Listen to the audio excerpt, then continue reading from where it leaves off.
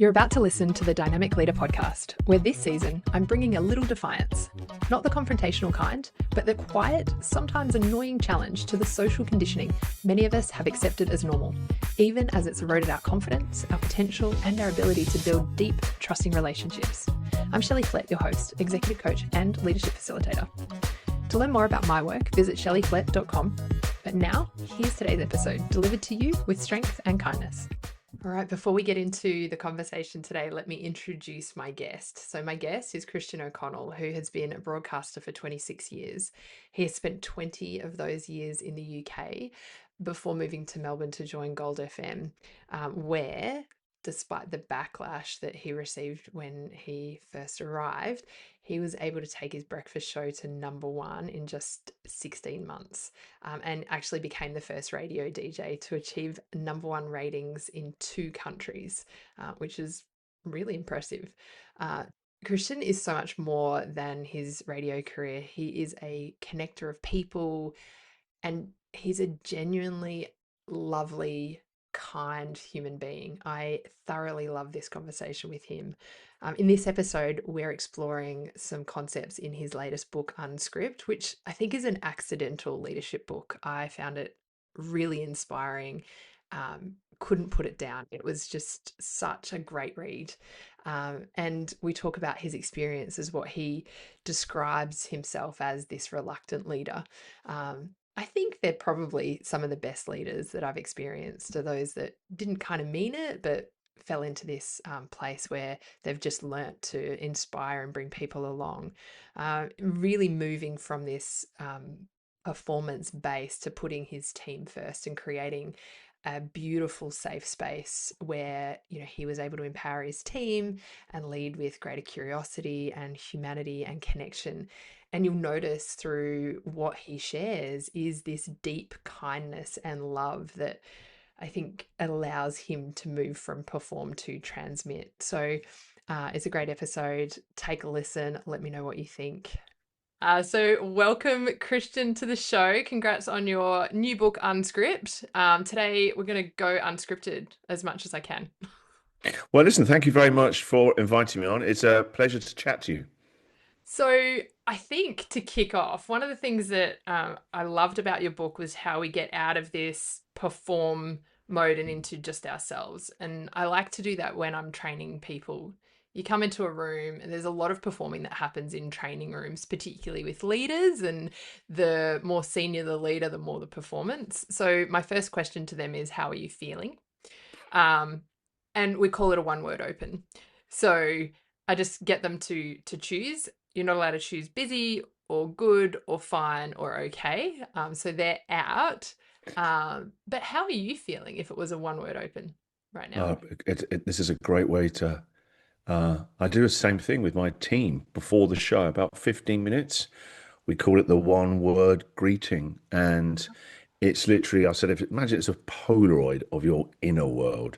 You don't need to present as an effective team member. I know we're going to be all right. You're at work. We'll figure it out. But actually what's really going on. And it's trying, when people say stuff, it starts a conversation going. And I love that. It sort of gets everybody warmed up.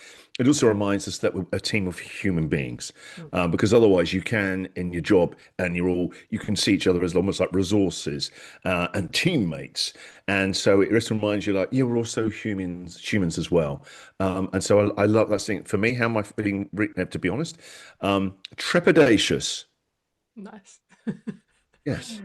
I was apprehensive. Oh boy, this is not a great start to this chat. People are going to be thinking, don't they want to be talking to each other? No, Who's Shelley got on?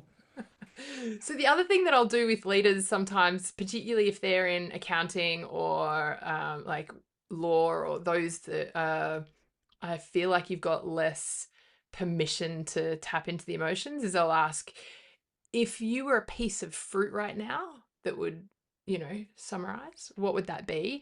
And I think the best response I got, although it's not good, was from a guy who's an accountant. And he said, I feel like an apple that has been forgotten about in the bottom of a school bag. Oh, yeah, but that's poetic. It's precise and poetic. Mm. Um, that's beautiful. I know the image, the feeling that evokes. You know exactly about his inner landscape. It's beautiful. So had we have asked him, how are you feeling, emotions, he would have said good or fine, like would not have known how to describe it. And so, giving him that metaphor of like, just imagine it's a piece of fruit and there were bunches of grapes, there were pineapples and mangoes, and he was one of the last people to go. And the owner of the business sort of looked at him and looked at me, and we knew a conversation needed to happen after that because there were things going on. Yeah. Yeah. It's beautiful though, isn't it? Yeah. So I love the essence of Unscript. I feel like it Thank you. really is trying to kind of bring that authentic you to the surface, but in a way that's kind of safe. Yeah, I like that word safe because it took me a long time leading teams. People are always surprised when I chat to other leaders and they were, oh, I didn't, oh, you're a leader as well. And they think the idea is to rock up and do the radio show. No, I lead my teams, always have done. It took me a very, very long time to realize how important safety was. I thought having a good laugh was more important, but actually, you're going to have times where you have to have difficult conversations, and then it gets.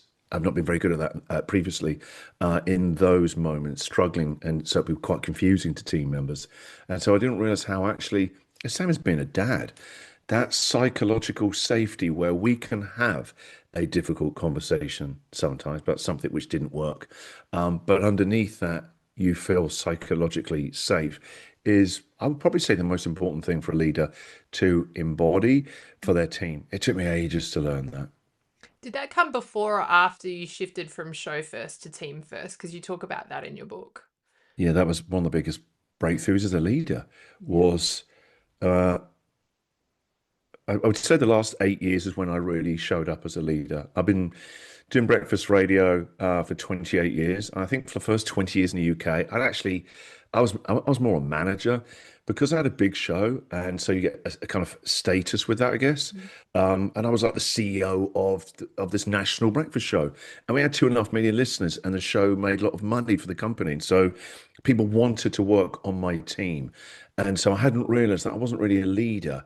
It was I was running the team more a coercion and from dirty fuel, really. A lot of striving, looking Mm. for external validation, awards, ratings. And so when I came here, and I started again in radio, that all got stripped away.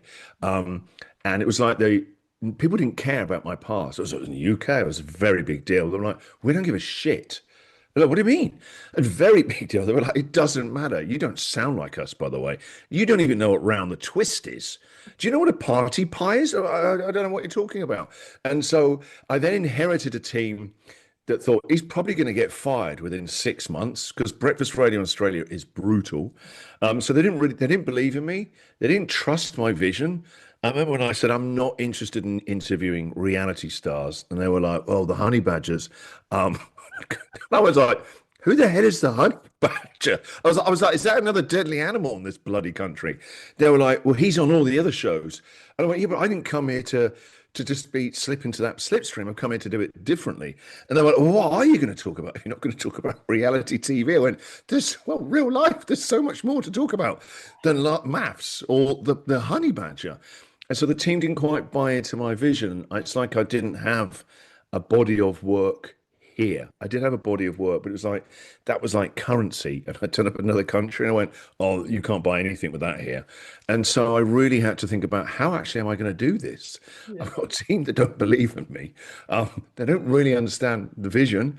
And so then I had to really, really lean into what is leadership. And that journey has changed my life. I've loved it. I've become obsessed with leadership and performance.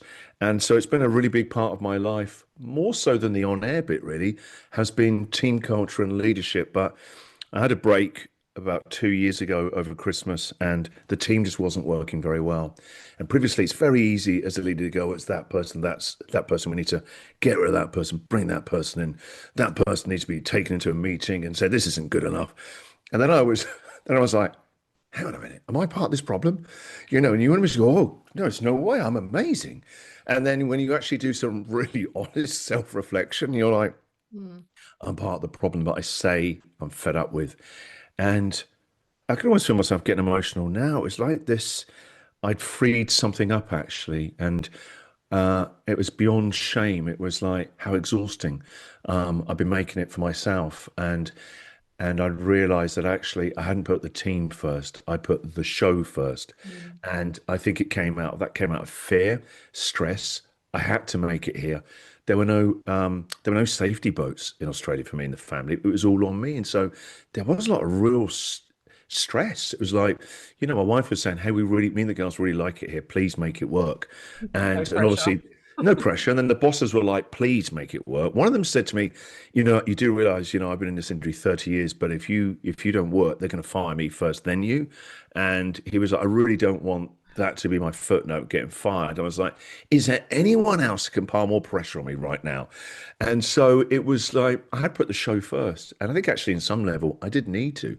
I'm in a performance industry. I had to really perform to a very high level and outwork the competition. And it worked. But then after that, it wasn't, I don't think it was helping anymore. And so then, yeah, I remember telling the team before we started, we're going to define first principles for the show. I'd never done that before. And then Shelley, I would get really annoyed when they'd make decisions and I'm like, what did you, I wouldn't have done that. I don't think that's the right one to do. Can you basically change that decision? I realized that I was expecting to try and be mind readers. And so that if I don't really make it crystal clear what the message of this show is and what our team principles are, making decisions is the biggest part. Relationships, making decisions, that's like the atomic structure of every business. And so I wanted to make it easy. And so we created together these first principles that we all literally signed off on, and then tore it up. It's not like it's printed anywhere, but I presented it. I think this is what they are, and it's team first. And I was about to move on to show second, and the team just, oh, I could just see this. And one that got quite tearful, and I went, oh. And he went, I really wasn't expecting that from you of all people. And I realized then, oh, I talk about in the book, we're all walking, talking antennas. I didn't realize that it had been in the room without me realizing that this pressure to show first had actually been adding a weight and a stress to the team. And so the rest of the meeting, we just talked about what that had been like, honestly, and it was a revelation. Mm. And we had the rest of that year, not perfect, never is, but we had such a better team culture because again, it was a learning for me. Team culture is leadership, and it's how you act. It's not just what you say. It's not a document that lives on a Google Drive or something up on a wall with a dumb phrase. It's like, how are you every day? What are you like under pressure? Because I've seen plenty of friendly, happy, jazz hand leaders, and then when shit gets real, they're monsters. They are. It all falls apart under pressure. For me, it was like this has to work under pressure. Mm. This team first. So when things are going to get tricky, that we can all remind each other that it's team first. We all agreed on this. So Mm. yeah, that was a really very big moment for me. Listening to you talk about that actually reminds me of something I've been talking about recently, which is power over versus power with, power to, and power within, which comes from Brene Brown's book, Strong Ground. And I just love it because power, and I kind of added a metaphor. I like metaphors, you can Me probably too. tell. That power over is like a bowl of chocolate that's sitting right beside your keyboard on your desk for any leader. And that it's there, it's available. You've already got the title, and all you have to do is just reach over and take a piece. And you think no harm, no foul, right? What's one piece of chocolate? But you think about all the things that you undo with that one piece of chocolate, as opposed to going, well, actually, let's come together. And you talking team first really brings out that power with, power within, power to. So it's not Right. me operating from his position of superiority or Yeah. supremeness. It's me just being the guide for you to step into your own power, and together we can create this collaborative power. And it's just so beautiful. Oh my God, I'm gonna have to play that back. That's a great way of framing it. I hadn't seen it like that. Mm. And you're right. I think as much as we talk about leadership, and I'm obsessed with it, I love talking about having conversations like this, Shelley. It's I didn't realize if you want to be a really good leader, you need to know when to be a follower. Um, and actually sometimes just follow the wisdom of the room. The wisdom of the group has got so much in there. Um, I don't want to know all the right answers. I don't have them. I don't need to. I thought it was always about that. I think it was more about me trying to be. I think we present an image of how we want to be seen. I think for a long time I wanted to be seen as smart, and it was an identity of the number one guy. And so again, it's blocking connection. I wasn't leading from connection. It was some inauthentic. Uh, yeah, just like jammed up leadership. And so, yeah, you saying it like that, I really understand it in a better way now. Like, I understand the chocolate. Mm. And yeah, there's such a power with it. It's beautiful because it's a more efficient way to achieve stuff and get big results. Mm. But it requires the investment upfront. And, I think I'd love to hear from you what your take on leadership is at the moment, because that bowl of chocolate is being dipped into across a lot of organizations, a lot of Yeah. a lot of legacy organizations, as well as the political realm. We're looking at globally. There's a lot of chocolate that's being eaten right now. And, I sort of said to you before the show, I've stepped back from mainstream media because I just need to disconnect from that. Otherwise, that's one of the things that stops me from being true to myself and Mm, really connecting. yeah. But you're exposed to it Mm, so much more than I am. How do mm. you like I guess what's your take on leadership, and then how do you protect yourself from that? There were two great questions. So, leadership.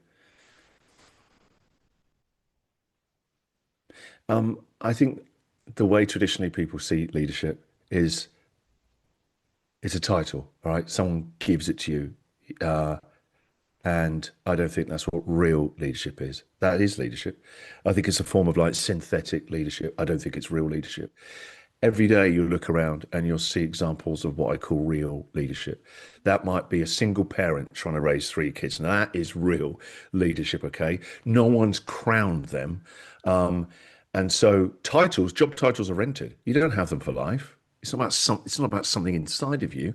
It's rented. So for me, I'm more interested about what do you own? What is yours? What's ownership for you? What do you own? Your curiosity, your empathy, your kindness, creativity. Those are things that aren't up for sale that someone crowns you. Leadership, this is my small take on it, as a deeply flawed leader, is I think it's a sliding scale because Monday, leadership for me was saying to the team, hey, just there's something going on at home right now with one of the kids. I'm okay, everyone's okay, but just in case I seem a bit distracted or I'm a bit elsewhere at the moment, I am, but I'm here at work. Mm. And so I don't need to do anything. And I'm not saying, I really want to talk about it, guys. Oh God. And then they have to somehow carry this for me. But actually, if I don't mention it, what happens this week is they're all trying to work out what is up with him. Is he pissed off with us? Mm. Is he okay? And so if I'm asking the team to be transparent and team first, you've got to go first. You've got to model it. You can't be a hypocrite. And so that to me was a sliding scale. What needed there was it's easy to say, let's be authentic, right? I talk about it a lot in the book, but really authenticity is about truth as well. Mm. Um, and actually saying, yeah, it's things a bit tough at home. We're all okay. I'm going to still be at work this week, but I just need you to know that. So you're not trying to guess what's going on. And then also, I think it helps, it enables the team because then some of my leaders were like, is there anything else we can do for you right now? Actually, yeah, can you look at my calendar and just cut down what isn't essential this week and just kick it down to next week? I will do the essential stuff. Can you do that for me?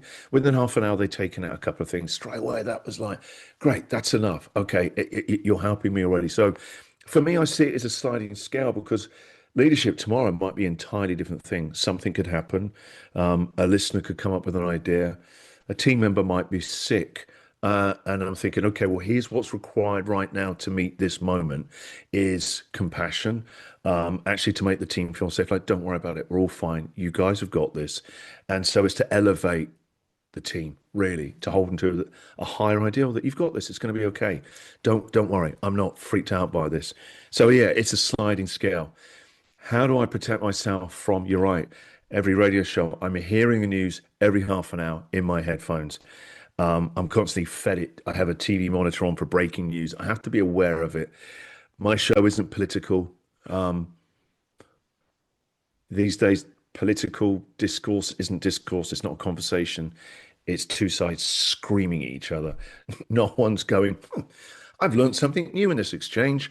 I'm going to change my mind on that. It doesn't happen. So my show is about bringing people together. It really is now. It used to be when I started, all I wanted to be was the funniest guy on the dial. And I built a career out of that. Now it has to be something, I'm part of a bigger story.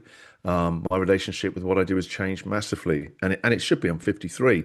And so this year, I came up with a phrase that I don't say all the time, maybe once a show, and it was the bright side of the dial. And it lets new people coming in what I stand for. And I don't mean that Pollyanna. I hate those DJs who are like screaming, like they're so excited about the time. People always say to me, "Are you a morning person?" I'm like, if you see what I was like getting up in the morning, you think that, wait, that guy's not going to go and do a radio show, is he? He seems awfully grumpy, can't even stand up straight. No, I just get up then because that's when I get up to pay the mortgage. That's it. It's the job to Yeah. the show is starting at 6. It's my show. I've got to get there. I don't start. And so I try and limit my inputs. We talk about eating your greens and whole foods, and rightly so. I take all these vitamins. I must take about 80 pills to try and get to sleep now. Mhm. Um, and so it's the same thing with the media we're consuming on our phones, on our TVs, the documentaries we watch, the podcasts. Um, they are rewiring you on some certain level. They are. And so it's like really watch your inputs. So for me, it's engaging with too much mainstream news is Mm. not good for me. I'm not gonna learn more. I'm gonna fear more. I'm gonna think more divisively. It lacks empathy. These days, I do it. In your conversation, you think you've read the article. Someone asks you a follow-up question. I just read the headline. Um, that's what we are now. I go, yeah, yeah. You know what's happening in the Middle East, don't you? And then you say the headline, and people go, oh wow. So what does that mean? I didn't actually read the rest of the article. We like to be seen as being smart and intelligent, but you ask one more follow-up question. I've got nothing, actually. I've got nothing. Yeah. And so I think it is important to know what's happening in the world. I've got two daughters who are at university, and they're really passionate and engaged about the world that we are handing over to them. Mm. And I learn more from them because they challenge me. Mm. Oh my God, it is so good to be challenged. Sometimes it's humbling. And they go, Dad, you should read up on this. The books I read now aren't normally ones that I buy. And I'm like, I've got to read this Bell Hooks book now. Okay. But I learn something new. I see it differently. Even if I don't agree with all of it, at least I'm getting a perspective shift or, all right, I never thought of it like that. Was right now, we just want to just have our blinkers on. And I think it's really, really damaging. And what it's really harming is empathy. Mm. Talk about the middle ring. Did I get that right? The Hmm. middle ring, or is it the middle circle? The middle. Ring circle. I'm not going to fall out of you about that, Shelley. You talked about the inner one and the outer one being okay, but the middle one, and then I think about what you've just shared around how polarizing it can be, and then what you get from your kids. I feel like that middle circle, that middle ring, is really helpful for grounding the presence, the difference in perspectives, the what else are people talking about. Hmm. How do you, I mean, you talk about it in your book, how do you kind of engage in that? Speak to strangers. I read. I see it as cross pollination, right? I will read books about stuff I know nothing about.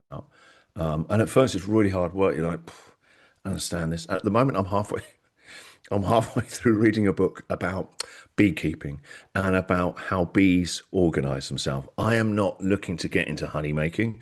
I don't know, but this book is one of my favorite books I've read the last couple of years. I'm like dreaming about bees. I'm looking at honey differently, and I'm boring family members now. And they go, no, Dad, please, no more about the bees. Can you just read that book?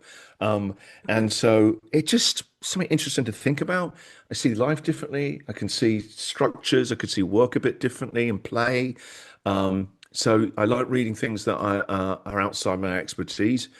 I think it expands my vocabulary and language and use of metaphors, which is how we learn and connect with other people and storytell. And then the other thing is, I will. speak to as many strangers as I can. I talk about in the book. I used to drive into work. Then occasionally I started to get Uber drivers, and I would just start chatting to Uber drivers. And this is at 5 a.m. And I remember one of them even saying, even just saying, almost irritated, like, someone's pretty lively today. And he almost didn't realize, well, it's go time for me now. This guy is just tired. He doesn't really doing this job where he doesn't earn much money. And there's some guy going, hey, why you've been busy? What time do you always get up? Like I'm doing this show in the back. But chatting, I now just get an Uber every morning because I don't know, it just opens me up to our shared humanity. I know it sounds like a bit of a grand thing to go, like, Mother Teresa in the back there. But like today, the guy driving me in he was dropping me off, and then he was on the way to the airport. He's an air traffic controller. Um, and I was like, what? What? So you're dropping me off, then you're going to go and do that?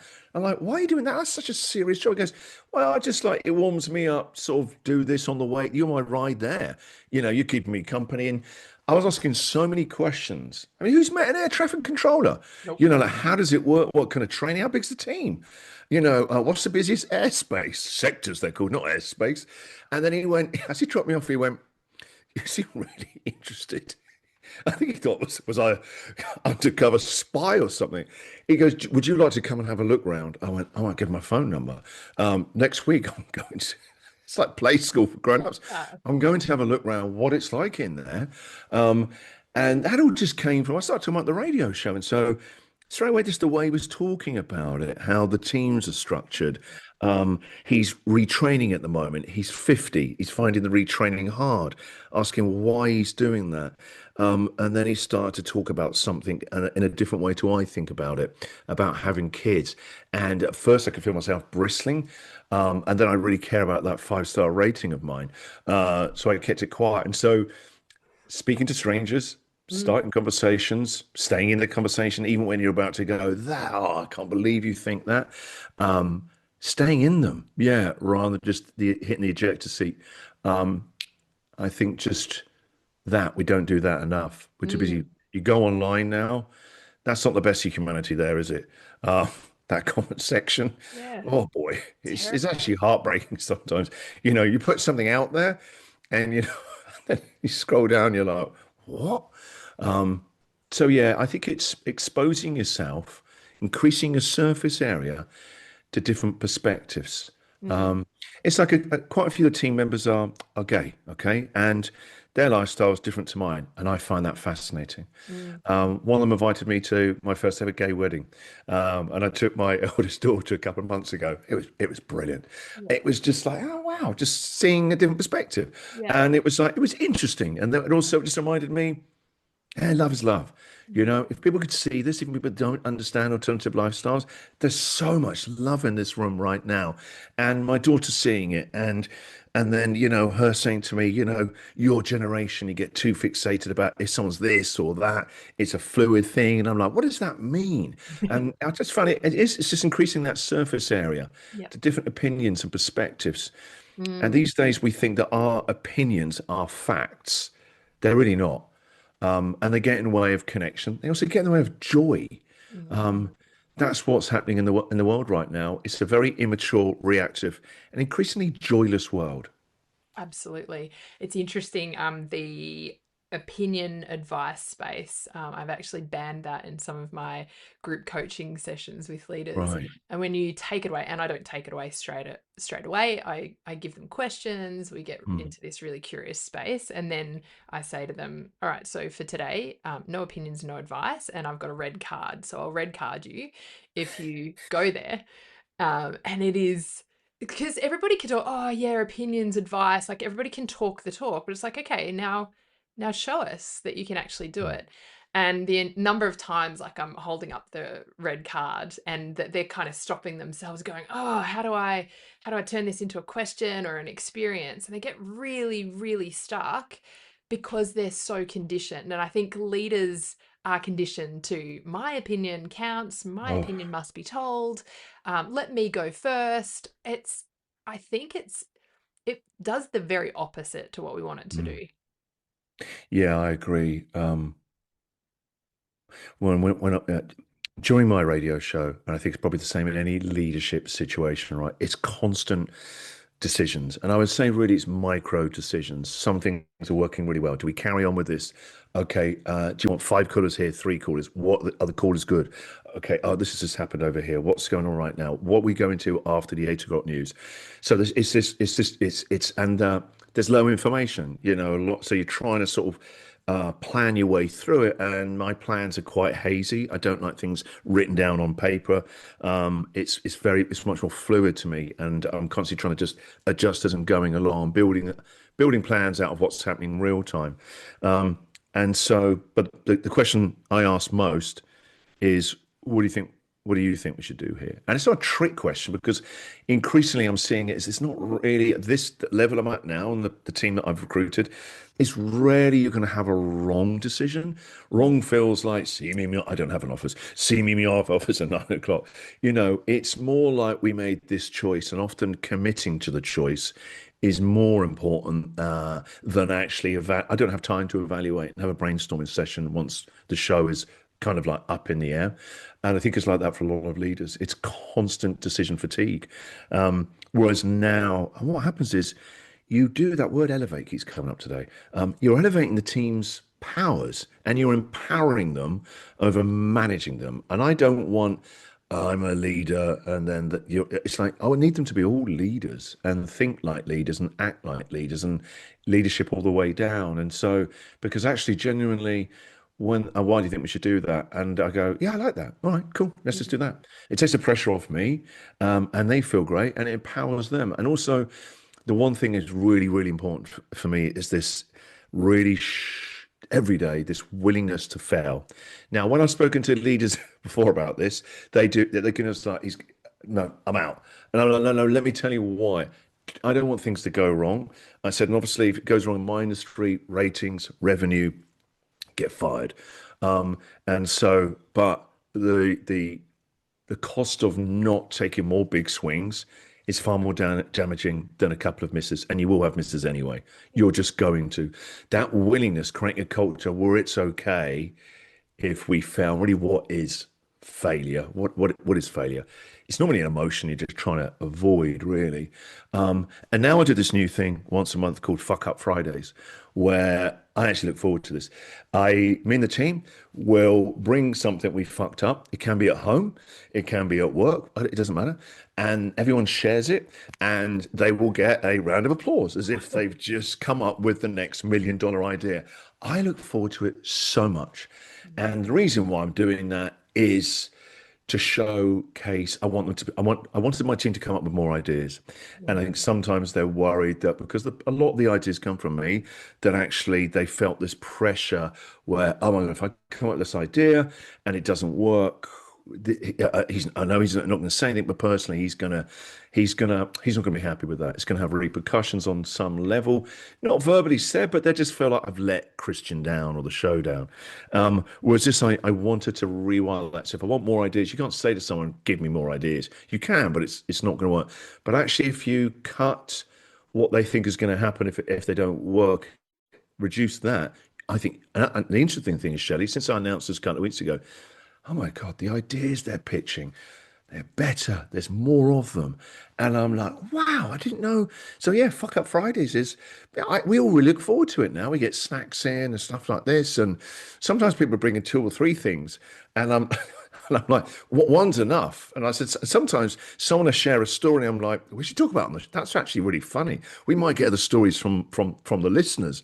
We all really look forward to it. And it's kind of like, it takes the sting out of failure with shame, you know? Absolutely. Is it actually, I know it's easier to do that with your direct reports, and what you talk about through the book is moving from perform to this beautiful thing where you call transmit.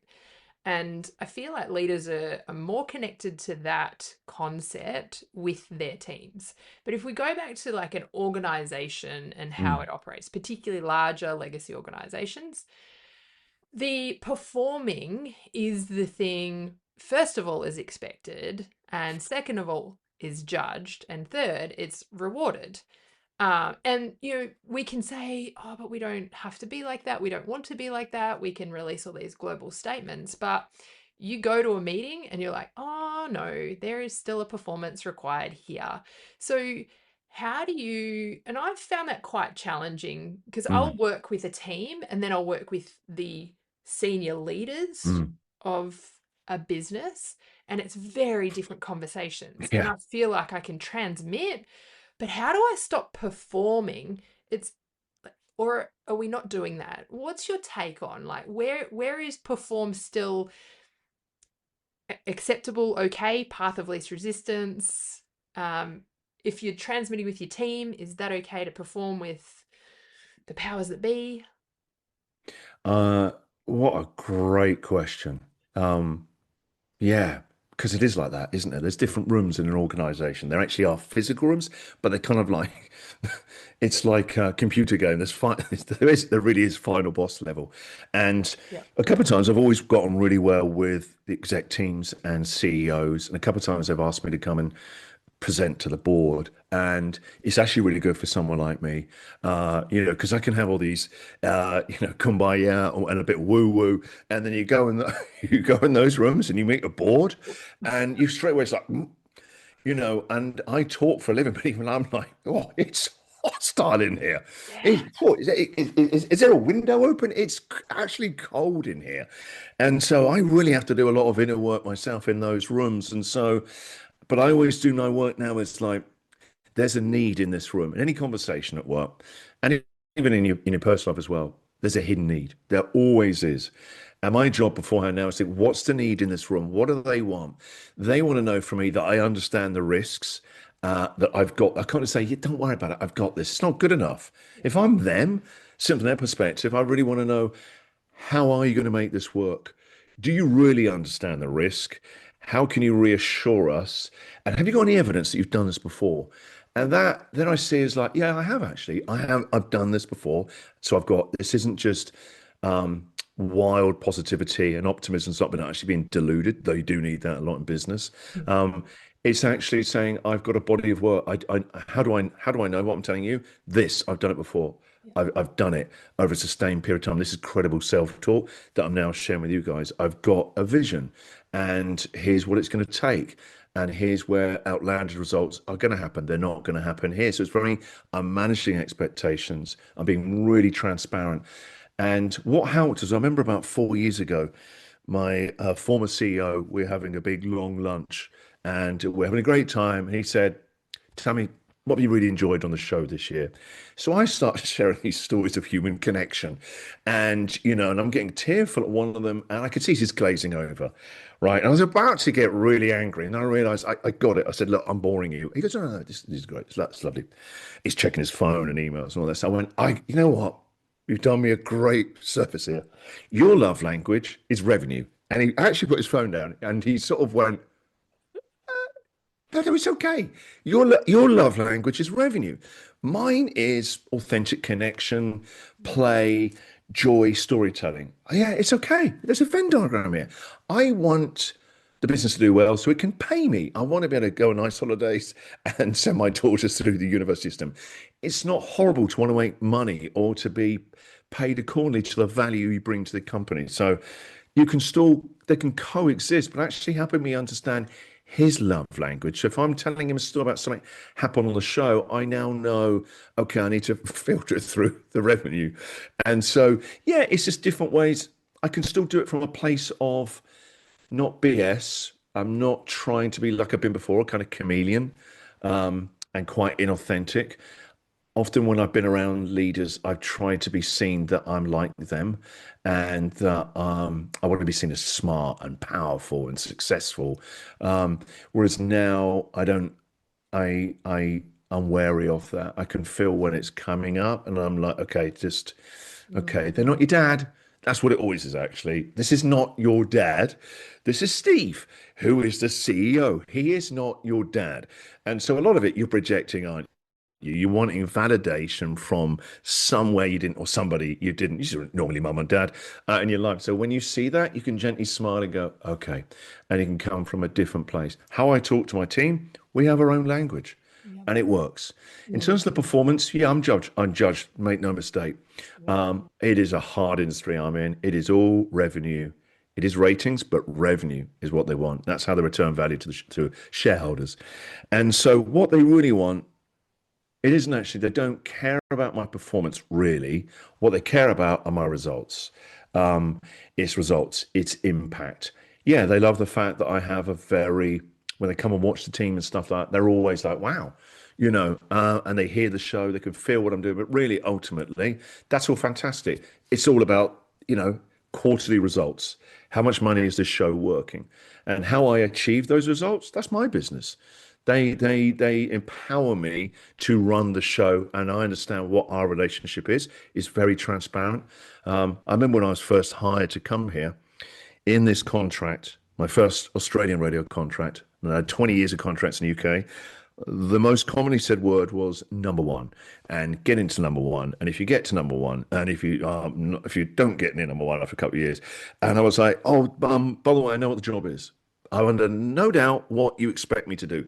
Putting it in here is ridiculous. I said it's so stressful, and they were like, "We just need you to know what I understand. If it doesn't work, you fire me. Okay, I'm a grown up and doing this a long time. Take this out. You think unless you write it down, I don't know what you need me to do. But when we sign a contract, I don't even know what my contract is that I signed 3 years ago. It's not like I frame it or I have it on my favorites on my phone. Like, what is it they want me to do? Oh yeah, that's it. Try and get to number one. I said, that's disempowering. It's insulting. Take it out. And so I remember making them take it out. I remember they hated it because they were like, does he know? Does he know what we need to do? Yes, of course I know. I want to have impact. I want this to go well for various reasons. And so, yeah, there's a lot of they care about results. And as long as I'm getting those results, and also I'm in companies, there's the right way to play the internal game. And that isn't about toadying up or being a chameleon. I think it's actually, if you want people to take you seriously, take yourself seriously. And I think sometimes I wanted to play that comedian and clown too much. And then I would get irritated when people would try and go, hey, I really need you to understand this at the moment. I would get irritated in meetings with leaders. And then I realized I understand.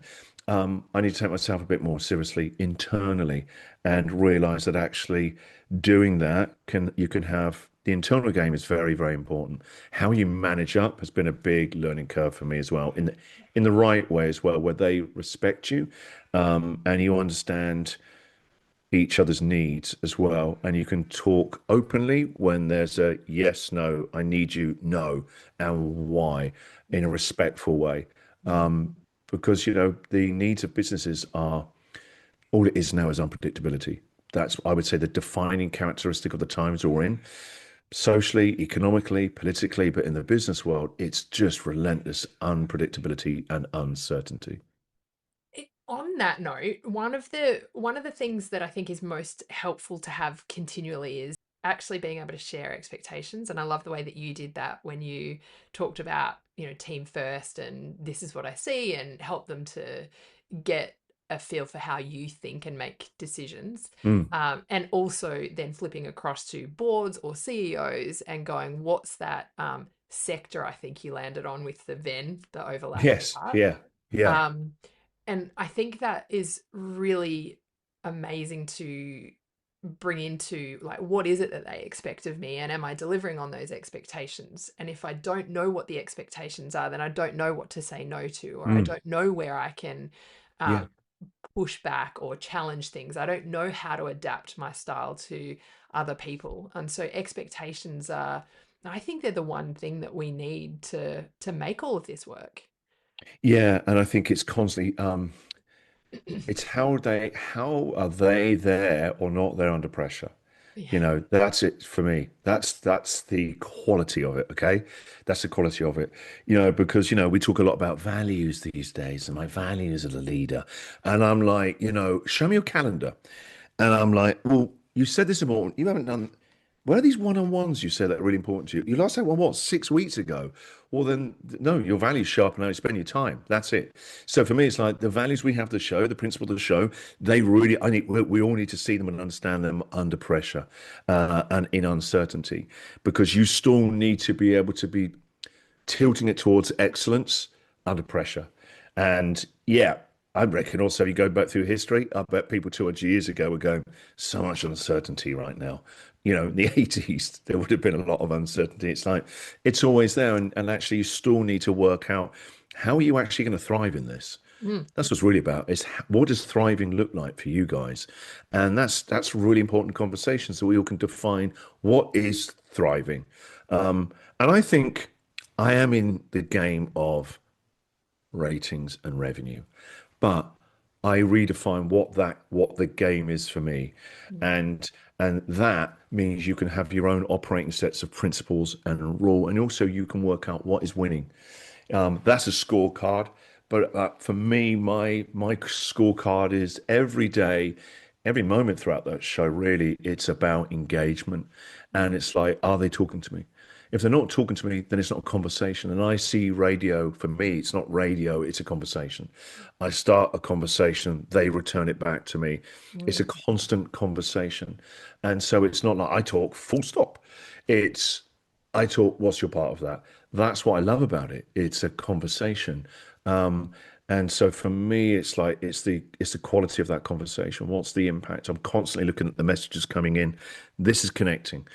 Because actually, a lot of what I do in business and in entertainment and comedy, especially, is pattern recognition. That's what it is every day for me. I'm noticing things. It's like last week, one of my daughters was in hospital for a couple of days. And so I was doing the show, and my wife and I were doing shifts there. And one day I'd been there all afternoon and into the evening, and I just got in what I thought was my Uber. We're traveling for 7 minutes in a direction that is not where I live. And I went, wait. My phone, my actual Uber driver is messaging me going in block capitals, pull over, you're in the wrong Uber. And I'm like, am I being kidnapped? And I went, wait. And the guy goes, no, are you Mr. Harris? And I went, I'm not Mr. Harris. So he like pulls over, throws me out.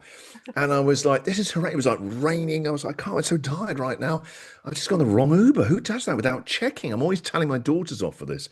And I think, anyway, maybe tomorrow, I'll share the story tomorrow, but maybe we could then look for other stories of the wrong. I've never done this before, but I started the next show at 6 a.m. and I said, the theme of today's show is the wrong. I want to see how many different stories can we get about the wrong. Here's mine, what happened last night. It ran for 3 days. Wow. My favorite one was someone like you had a younger sister, Shelley, and there was three sisters, and two sisters were having a couple of drinks, and they thought they saw their other sister at a swimming pool. They went to push her in. It was not their sister. Imagine, and this person wasn't in a bikini. They were dressed up. It was like Christmas time in Australia, and someone throws you in a pool, and you're an adult. It's just that. That's what I live for. Are those? I get my story, and I'm excited. Like, I wonder what else. I wonder what you've got. That's the joy of what I do. That's the joy. That is that's my expectation for myself, is like, are they talking to me? Am I engaging with them? That's what excellence looks like to me. I can control that. I can't control the ratings directly. I can't. I wish I could, but it's impossible. I can control the engagement. So sometimes I might tell a story and it doesn't really get much, and then I'm thinking, I haven't phrased this the right way. What's the right word magic here? And I have to do this in minutes and then come back and I reframe it. Suddenly the lines are going. And it's like, that's what it was. I wasn't getting really clear on my language. And I like working with leaders. I've drifted into sort of being hired by leaders in the last sort of year or two. And I didn't realize how much I enjoyed it. And so when I'm helping people clarify their message and communication, all this, really the aim is the same as mine. It's to move people to action. A lot of people talk about clarifying my message, and it's just like, if it doesn't move people to action, it doesn't work. And so for me, action to me is you keep listening, you'll come back tomorrow, you might text, you might call in. It is all about actually motivating people to take action. And I think that's the same in business as well. Oh, there's so much, and there's so much goodness in your book. It is such a good Oh, thanks, read. Shelley. Like, I read a lot of books, and this would have to be up there with one of my favorite from a leadership perspective because it You're is kidding. raw. It is, I just, I couldn't actually put it down. I didn't knit last night because I like to knit in the evenings now. 46, thanks. I actually just kept reading through your book, and I'll probably keep doing that tonight as well because I'm not quite finished. But from what I can share, or this is my take of Unscript. So if I'm going to move into an Unscript place, which is the radical act of being myself, I need really good levels of awareness. I need to be connected, not just with others, but really with myself. And I like your oak and acorn concept around being able to connect in and earth and connect with others. And the adaptability part is was also really profound. So, if I was going to start somewhere, they're probably the things that I would start with. But I mean, you wrote it and you wrote it. You're the master of the message. Is there something that is missing from that, or would that be a good place to start? I think that's a great place to start. And also, whatever it's opened up in you, you're reading the book, so each chapter ends with a couple of questions Yeah. that I've called unfolders because I think that real change can happen more organically. It's like something, a new understanding, a perspective shift happens, and it unfolds something in you. Mm. And I know this is true for me personally because I've read all these self-help books, and change doesn't stick. It just, and then you feel like, oh, what's wrong with me? And then when I look back about moments where I have something has shifted, and that I'm like, oh, it didn't come that way of like a tyrannical, trying to improve. It was more creating an atmosphere of uh, unfolding.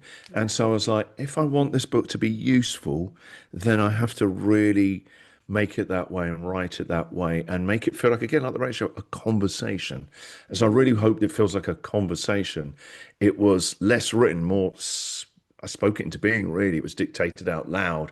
And then I would look at that and edit from that. And so the unfolders at the end are there for you to go inside and actually open up maybe something in you. So the right place to start is wherever it is for you right now. There's no right or wrong. Oh, that's very well said. Um, But I genuinely mean it. I don't yeah. know. Yeah. I still find it quite. I have to be honest. This is a very different book for me, right? And I wrote this book, and you write it by yourself. And this is the fifth book for me, but still, it was just like I think this is a book. I don't know. I do a radio show. I play Nickelback for a living, and I'm like, are people going to like this? And so I have to be honest. It only came out a week ago when we're talking, so it's all very new. Which is why when you said you liked it, I'm like, part of me is like, oh, oh, thank God. Oh, what a terrible waste of my time last year writing this book. People go, I didn't understand. Why do you keep going about trees? What's the thing about oak trees? And so, actually, first of all, just thank you for reading the book and saying about that because the big thing for us, I wanted it to be useful. I really do want it to be useful. I didn't want it to be one of these memoirs, and I've Mm. sort of done that and just be right a funny book. I know how to do that, and I've done that. I really wanted it to be deeply everyday, practical. I didn't realize how many leaders are talking about it. I had no idea. That's been a real revelation, and the fact that I'm chatting to you, Shelley, has been this beautiful unfolding for me, where I'm like. Oh, this is really nice having these conversations about leadership in a more public way, really. I haven't done that before, and I'm really enjoying it. It's so good to have you in the leadership space talking about it because it is it's tough, it's lonely sometimes, it for it's pushing you to disconnect when actually you want to do the opposite. So it's Mm. counterintuitive sometimes where the push pull of things. And so yeah, I think it's great to have you join the space with your book, with the conversation, and with whatever comes next. Oh, thanks for saying that. Yeah, I'd imagine doing what you do is incredibly stressful, actually. Um, it must be, right? I mean, it has its moments. It's a Of bit, course. well, it's a whole bunch like parenting. It's like sometimes you're like, Yes. why am I doing this? And other Yeah. times you're like, and it's just the little moments where it's like, that's why I'm doing it. And And how did you get into it? I myself got into this space because I was really bad at it and ended up with a first and final written warning for bullying and intimidation, and then um, kind of bellied out my career, just fell flat, and then kind of climbed out and have been building on the concept. So I know I totally get the whole coercive directive. I was Yeah. really good at being a dominant leader, Mm, and that's what I saw, but it yeah. didn't work, and I didn't have any other tools in my toolkit. So that's what Yeah. I've done ever since, is build mine and share with the world. So, What a great story. It's an incredible story. yeah, You know, why don't you, it's a really powerful story. And I talk about these stories, the stories that we really connect to are of transformation, but real life transformation. yeah, Not the kind of I got up at midnight and worked out for 4 hours and then did an ice plunge. You're thinking, you sound so boring. Please stop talking. I'm never going to do that. It sounds really joyless and tiresome. You owning, I mean, really owning your story, intimidating. The two words were wow, bullying and intimidation. But to really better sit there mm, actually own that is really powerful. I cover mine up cowardly and use the words coercion. Um, and so, I was a bit more polished about it.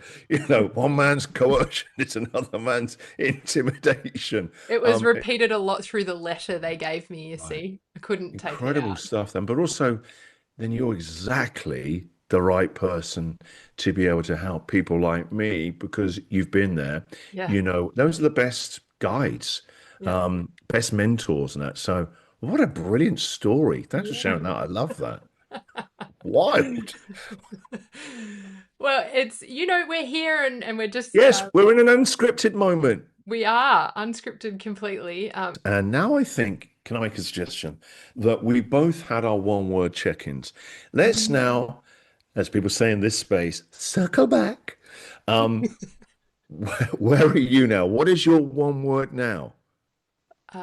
Actually, the word that's coming up is wave, because I really love, like, I feel almost that I feel like I'm part of that wave. It's your word, but I like the concept of the Well, no, wave. I think Mother Nature might go, actually, it's our word. Waves don't belong. I haven't invented waves. Well, It's it's not another my concept you talk word. about in the book, but I love the way that the wave rolls over and it comes back under. Yeah, I feel like I'm part of the wave right now. right. Mm, Yeah. not one Uh, word, but that's mine. No, no, no, but yeah, it's an energy. I know exactly how you feel. Yeah, you feel connected to something bigger, Yeah. and that there's an energy that you're in rather than have to strive, effort. My one word would actually be inspired. Oh, Before this chat, I was really thinking about how much it's really surprised me how much I'm really enjoying talking about leadership since the book came out. I had no idea. I thought it'd be something else, and it's this, right? And I'm really having trouble sleep at night because I'm so excited. And I'm like, all right, how do I want more of these conversations. How do I get more of this in my life? Talk about leadership and helping leaders. And so before this chat, I was like, I'm nervous in the right way about this chat because sometimes when something is arising in us, a calling, and I think life is always speaking to us. It's always calling you. I think mm, it's calling you forward into your next thing. And I think I've been gradually going this way for a while now, but I really feel this conversation has really inspired me massively. I think I had a lot of insecurity, like, why would a leader come to me? Um, what have I got to say? Quite a messy leader at times, and quite a flawed leader, really, and made a lot of mistakes. I'm better now, and I should be, but I would say I was a reluctant leader. I got into radio to do a funny radio show. That's it. And then very, very early on in my career, I realized that boss is trying to impose some version he thinks I should be. And the only hope I've got of trying to build some sort of career in this crazy industry is actually working out what I can do consistently, what's unique about me, being a shot every single day, doing that. And so that's when I realized suddenly I'm going to have to be a manager of a small team, and then teams got bigger. And so I found I'm really a reluctant leader. So, but I really feel this is I really do. I feel really inspired. Like maybe. maybe there is some value that I've got to help leaders. 100%. Yes. Yeah. And thanks, you've been so kind and supportive. Hopefully you can get back to your knitting. But I like the fact that it's interrupted your knitting. I might put that on the front cover of the book. So good. I had to stop knitting. That actually is the most powerful testimonial anyone could ever give this book. It's what I call the knit But test. I want to thank you so much for taking the time to, come on and talk to this audience. I really appreciate it. And everyone who's listening to this, please get yourself a copy of Unscript. It's a really good investment of your time, of everything. All right. Thanks, Christian. Take care. Thanks Okay, a lot. bye. Thanks, Shelley. Bye. Thanks so much for joining me for this conversation. If you found value in the topic or my approach, feel free to check out my programs at shelleyflett.com or reach out for a conversation at shelley@shelleyflett.com.